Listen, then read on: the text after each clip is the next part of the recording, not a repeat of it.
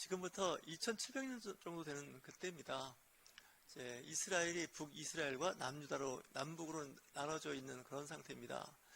북쪽 북이스라엘은 12지파 중에서 10지파가 있었고, 남유다에는 유다와 가장 작다고 하는 베냐민 지파가 하나의 나라를 이루고 있었습니다. 근데 예루살렘이 어디에 있었냐면 유다에 있었습니다. 북이스라엘은 예루살렘이 없으니 그곳에 솔로몬 성전이 없는 겁니다. 성전이 없으니까 1년에 3번씩 남자들은 성전에 모여서 하나님 앞에 제물을 드리고 제사를 지냈는데 이게 안 되는 겁니다. 또 북이스라엘의 그 첫 번째 왕이었던 여로보암은 자기 나라 백성이 제사 지내러 남유다로 가는 걸 싫어했습니다. 거기 예루살렘에 성전이 있지 않습니까? 성전이 있고 거기에 법궤가 있으니까. 그래서 이 여로보암이 어떤 일을 했냐면 단과 베델이라는 곳에 금송아지를 만들었습니다. 이 금송아지 사건은 모세가 출애굽할 때도 있었던 그 금송아지를 만들어 놓고 거기서 예배를 하겠다는 거예요. 하나님이 기뻐하지 않는 예배의 장소인 겁니다. 그러면서 이번 주일날 설교했던 시돈 땅에 옙바알이라고 하는 공주 이세벨과 아하방이 결혼했습니다. 아하방은 북이스라엘의 왕입니다. 그러다 보니까 이 나라가 상태가 안 좋았어요. 물론 엘리야가 갈멜산에서 그 바알의 제사장들을 다 죽이죠. 그럼에도 불구하고 하나님은 북이스라엘에 대해서 많이 실망하신 겁니다. 아시리아가 갑자기 융성해지면서 그 사람들이 세력을 확장하기 시작하는데 자꾸 서쪽과 남쪽으로 내려오기 시작하는 거예요. 왜냐? 지중해를 잡아야 패권을 잡을 수 있다고 생각한 거죠. 왜냐면 아수르는 바벨론 그 위쪽에 있는 나라이기 때문에 해안, 바다를 끼고 있지 않아요. 그러니까 바다를 차지하려면 그 중간에 있는 이스라엘까지 내려와야 되고 또 유다까지 이제 공격해서 성공을 해야 하는 거예요. 이미 북이스라엘은 망해버렸어요. 남유다가 남았고 이집트가 나왔는데 이 아시리아와의 그 전투에서 북이스라엘이 망한 거는 그들의 타락입니다. 하나님을 멀리하고 우상을 섬기면서 좀 정책을 잘못했어요. 외교적인 정책이 뭐냐면 아수르하고 화치를 맺고 좀 어떻게 해봤어야 되는데 그 힘없는 이집트하고 어떻게 해보려고 하다가 괘씸죄에 걸려가지고 그때 아수르의 왕은 산헤립 그리고 그의 사령관이었던 사람은 랍사게입니다. 이 랍사게는 전설에 의하면 유다 사람이 아니었겠느냐라는 얘기를 해요. 왜냐? 그가 히브리어를 아주 능숙하게 하는 거예요. 그러면서 이 남유다를 포위하고 히브리인들이 쓰는 히브리어로 항복하라는 거예요. 항복하면 너희들의 생명을 보존하고 잘 살게 해주겠다는 거예요. 너희들이 믿는 야훼 하나님은 신이 아니라는 거예요. 왜냐? 북이스라엘 망한 거 보지 않았냐? 우리 신이 더 세다. 이렇게 얘기하는 거죠. 오늘 말씀에 나오는 리스룩이라고 하는 그 신전이 있지 않습니까? 그래서 그 남유다를 자꾸 심리전을 펼치는데 이 전쟁에서는요, 심리전을 무시할 수가 없어요. 이 심리전에 무너지면 아무리 첨단 장비와 국력이 강해도 무너져 버립니다. 이 랍사게가 심리전을 잘하는 사람이에요. 이 랍사게라는 건 사람 이름이 아니라 환장관이라고 하는 하나의 벼슬 이름이에요. 다시 해서 산헤립이라는 왕에는 아주 언어가 능숙한 어떤 융변 정도 아니면 선동을 잘하는 랍사게라는 직책을 갖고 있는 적장이 있는데 백성들이 오금이 졸여갖고 어떻게 할 수가 없어요. 그럴 때 히스기야 왕이 하나님의 전에 들어갑니다. 그래서 거기서 눈물로 기도하죠. 저들이 야훼 하나님을 능멸하면서 당신들이 믿는 하나님은 무능력하다. 너희들은 곧 우리한테 망할 테니까 너희들의 신을 버리고 항복하라. 그러면 우리가 너희들의 생명을 보존해 줄 뿐만 아니라 잘 살 수 있도록 도와주겠다 하고 이 심리전을 펼치는 거예요. 그러니까 유다 나라에 있는 성 안에 있는 사람들은 흔들리기 시작하는 거예요. 야, 이럴 바에 차라리 항복하는 게 살게 되지 않을까? 더 낫지 않을까? 이런 생각도 있고, 무슨 얘기냐? 싸우면 안 된다. 예, 이런 이야기를 하는 사람들도 있고. 여하튼 간에 지금 나라가 아주 혼란스러울 때 히스기야가 하나님 앞에 기도하는 부분이 나옵니다. 자, 그랬을 때 하나님의 음성을 듣게 되죠. 예, 이사야라고 하는 선지자가 히스기야 앞에서 나타나서 이렇게 얘기하죠. 내가 나와 나의 종 다윗을 위하여 이 성을 보하여 구원하리라. 선지자가 얘기하는 거예요. 히스기야 왕이요, 이제 걱정하지 마십시오. 이 나라는 하나님께서 지키십니다. 다윗의 후손의 나라 아닙니까? 유다 지파가. 그러면서 이제 안심을 시켜주는 것이죠. 이 히스기야에게는 여러 가지 일들이 있었죠. 개인적으로 신앙심이 좋았던 사람입니다. 그래서 종교개혁과 같이 신앙적인 것을 다시 잘 추실렀을 뿐만 아니라 우상들을 없애고 했고 하나님께서 기뻐하는 일을 했던 사람들이고, 또한 이 히스기야는 나중에 자기가 그 피부암에 걸렸을 때 15년을 더 살게 해주는 그 놀라운 신유의 은사를 체험했던 사람입니다. 그리고 나라를 구한 사람이죠. 그랬더니 그날 밤 35절 말씀에 여호와의 천사가 나타나서 아수르 진영의 군사 18만 5천 명을 죽였다는 거예요. 제가 다투방에 올렸죠. 한 천사가 칼을 빼들고 있는데 하룻밤 사이에 천사 하나가 18만 5천 명을 죽였다는 거예요. 학자들의 말에 의하면 갑자기 큰 전염병이 돌아서 삽시간이 다 죽지 않았겠느냐. 구약에서 전염병이나 어떤 재앙, 이거는 하나님의 천사가 친다고 생각했어요. 그 당시 갑자기 메뚜기 떼가 나타나서 공물을 다 치는 것도 하나님께서 치는데 천사를 통해서 그렇게 한다는 생각한 거예요. 이 천사가 여러 가지 기능이 있지 않습니까? 대신해서 전쟁을 하는 미가엘 천사, 천사장 같은 천사가 있고, 좋은 소식을 전하는 가브리엘 천사가 있고, 그 치유하는 천사 라파엘, 여호와 라파, 이런 천사들이 있어요. 우리 개신교에서는 천사에 대해서 디테일하게 다루지는 않지만 우리 교회사에서 이 천사에 대한 이야기가 나오는데 성경에는 천사가 여러 번 나옵니다. 많이 나온다는 얘기죠. 여러분보다. 아브라함이 대낮에 장막에 앉아있을 때 지나가는 천사 셋을 쉬게 해주고 먹을 것을 주고 발을 씻길 때 그 사람이 누구예요? 천사였던 거예요. 소돔과 고모라를 멸하러 가는 천사였어요. 그때 그 천사가 내년 이맘때 아들을 낳을 거다 얘기도 해주죠.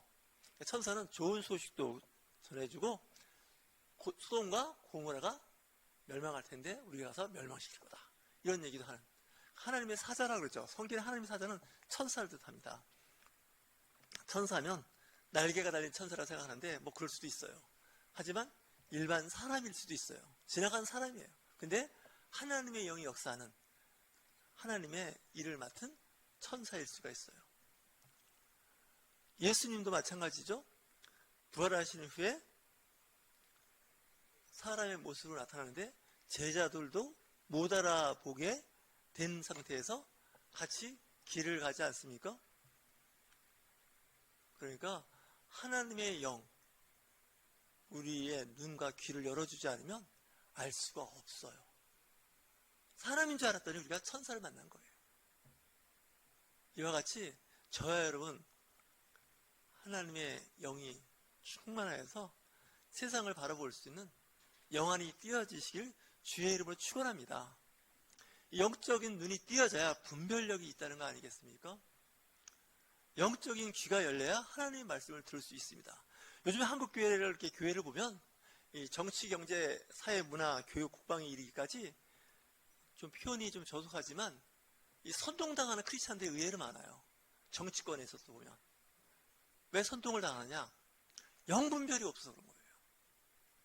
그 정치적인 문제 때문에 이리저리 휘둘리는 크리스찬들의 상당수가 분별력이 없이 그냥 일정 지도자들에 의해서 막 휘둘리고 있는 거예요. 근데 영적인 눈이 바로 띄어진 사람은 저 사람들은 영적 지도자가 아니에요. 정치적인 선동꾼이에요. 악한 영이 그 안에서 역사할 수 있는데 아주 교묘한 영이 들어가 있어서 선동하는 거예요. 우리는 이때 분별해야 돼요. 예수 그리스도의 마음, 성령이 어떻게 역사하시고 그 가운데 하나님의 영이 어떻게 역사하는지 분별할 수 있어야 되는 거 아닙니까? 우리가 그 악한 영, 어둠의 영들하고 싸워서 이길 수가 없습니다.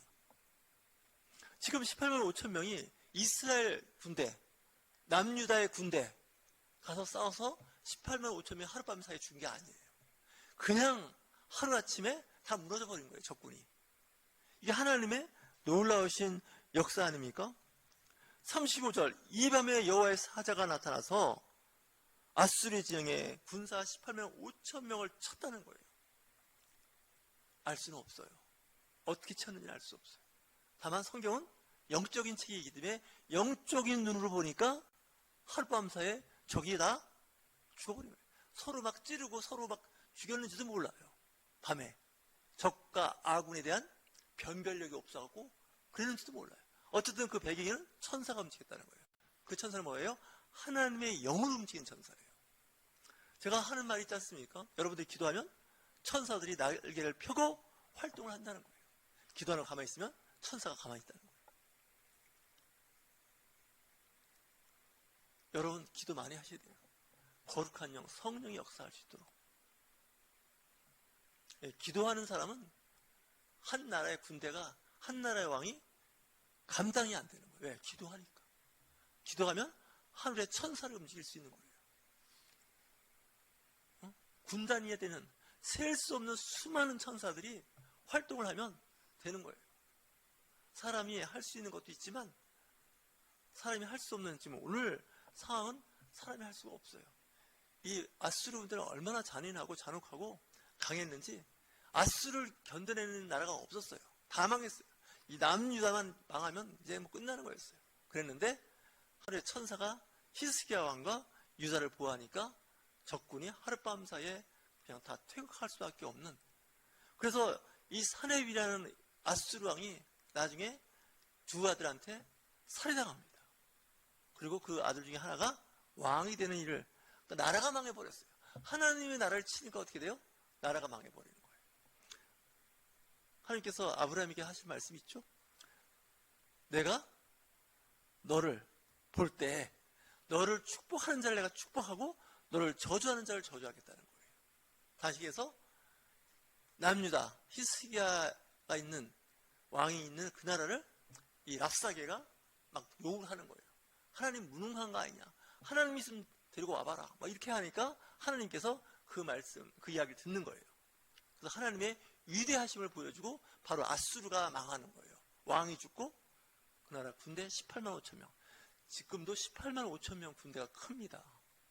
이 당시 지금부터 2700년 전에 18만 5천 명이면요 나라 망하는 거예요. 그냥 다 죽어버린 거예요. 예루살렘을 포위했던 그 죽은 군인들 시신 치우는 것만 해도 일이었을 거예요. 생각해보세요. 18만 5천 명이 하룻밤 사이에. 액면 그대로 숫자대로 그냥 그대로 받아들여도요, 이거 18만 5천 명, 이거 진짜 보통 많은. 그리고 거기에 또 전쟁은 그냥 몸만 가서 하나요? 총, 포, 뭐 여러 가지 비행기 있듯이 그 당시에도 칼과 창과 활, 공성태 있지 않습니까? 돌을 던져갖고 성을 무너뜨리는 거. 이런 것까지 다 두고 갈 수밖에 없는 거예요. 또 식량도 있을 거 아닙니까? 거기에. 각종 보급품이 있었을 거예요. 하나님은 우리를 지켜주시고 보호해 주시는데 이 히스기야 왕이 성전에 가서 기도하지 않습니까? 하나님, 우리를 도와주시옵소서. 우리를 불쌍히 여겨주시옵소서. 정치, 경제, 사회, 문화가 아주 복잡하게 돌아가지 않습니까? 국제 정세가. 그랬을 때 우리 크리스찬들은 교회 와서 기도해야 돼요. 그리고 기도원에서 기도해야 되고 모여서 기도해야 돼요. 거리에 나가서 구호 외치고 선동하는 일을 하는 게 아니에요. 우리 크리스찬들은. 문제가 있으면 어떻게 한다고요? 교회 와서 기도하는 거지. 일을 해도 기도하면서 일하고, 일하기 전에 기도하고, 일을 마친 후에 기도하고, 그런 마음으로 살아야지 인간의 힘으로 하다가는 안 돼요. 처음엔 되는 것 같아요. 근데 한계가 있어요. 우리 옛말에 이런 말 있지 않습니까? 하늘이 도와야 된다는 거예요. 여기서 하늘이 도와야 한다는 건 그 당시 기독교가 들어오기 전부터 하나님의 뜻이 있어야 한다는 거예요. 하나님의 의지가 있어야 한다는 거예요.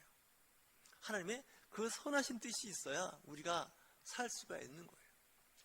제가 요즘에 공부 잘한 사람과 공부 안 한 사람을 이렇게 비교해 보니까 공부를 잘했다고 해서 명문대학을 나왔다고 해서 세상에 잘 풀리는 것도 아니에요. 그렇다고 공부 못했다고 해서 안 풀려갖고 고생하는 것도 아니에요. 다만 충분 조건, 필요 조건 이런 걸 하나씩 갖추고 사는 것뿐인데 결론은 뭐냐? 하나님이 도와야 되는 거예요. 명문대학 나와서 40이 넘도록 취직도 못하고 가족들의 근심 걱정 거리가 되는 사람도 있고 비록 공부할 수 있는 기회는 없었지만 또 잘 살아서 세상에서 풍요롭고 또 견실하게 잘 사는 사람을 우리는 보지 않습니까? 하나님께서 도와야 돼요. 취업하는 것도 마찬가지예요. 하나님께서 도우셔야 돼요. 우리가 아무리 잘 준비를 했다가 해도 하나님께서 결제를 하지 않으면 안 되는 거예요. 전 살면서 그런 걸 많이 경험해왔어요. 인간의 힘으로 된다는 것이 한계가 있는 거예요. 그래서 믿음이 좋은 사람, 하나님을 아는 사람은 하나님 옆에 나와서 무릎 꿇고 기도하는 거예요. 설사 우리의 기도가 응답이 없다 할지라도 상관없어요. 왜? 하나님은 다른 계획을 가지고 우리를 기다리고 계시는 거예요. 그 당시 그때 기도 제목에 응답이 없다 할지라도 상관없었어요. 돌아보니까 그때 안 된 것이 지금의 나를 만들어주는 그런 아주 좋은 기회였다는 거죠. 사람은 한 찹을 내다볼 수가 없어요. 앞으로 한 달 후에, 두 달 후에, 1년 후에, 10년 후에 알 수가 없어요. 다만 기대는 할 수 있어요. 예측을 할 수 있지만 그대로 된다는 법은 없어요. 왜? 하나님의 영역이기 때문에 그렇습니다. 시간을 관장하시는 하나님, 미래의 모든 사건과 사고를 다 관장하시는 분은 야훼 하나님 한 분이시기 때문에 그렇습니다. 오죽했으면 예수님께서 그날과 그 시는 오직 야훼 하나님에게만 있다는 거예요. 그 미래에 대해서 우리는 어떻게 할 수 있느냐? 기도 외에는 방법이 없는 거예요. 기도하는 사람을 세상 사람들은 당해낼 수가 없어요. 어릴 때부터 기도하는 방법을 가르쳐 주세요. 따라서 하라 그러면서 계속 기도를 가르쳐 주면 하나님이 보호하시고 하나님의 천사가 그를 보호해 줍니다. 우리 한국교회는 자꾸 보면 자꾸 모여서 때로 모여서 뭔가 관철하려고 하는 그런 경향이 있는데 그러지 말고 모여서 회개하고 기도하고 우리의 삶을 다시 한번 돌아보면서 자기를 성찰하는 그런 그리스도인이 되어야 합니다. 특별히 우리 또 오고 싶은 성도들 그리고 이 방송을 듣는 성도들에게 부탁드립니다. 기도하십시오. 영들을 분별하십시오. 선동하거나 선동당하지 말고 오직 하나님의 말씀, 하나님의 뜻이 어디에 있는지 살피시는 저와 여러분이 되실 주의 이름으로 축원합니다.